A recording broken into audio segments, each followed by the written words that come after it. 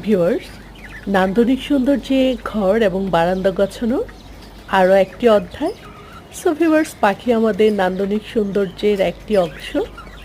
আমার বারান্দার সুন্দর একটি অংশই হচ্ছে পাখি।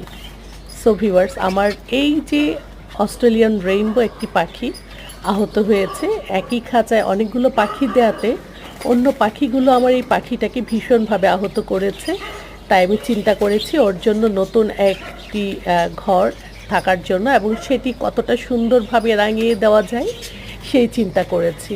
তা একটি পাখি যখন সবুজের ভেতর থাকবে এবং সবুজ যখন বারান্দার একটি অংশ হয়ে যাবে, তখন পাখি এবং সবুজ দুটোকেই অনেক বেশি ভালো লাগবে।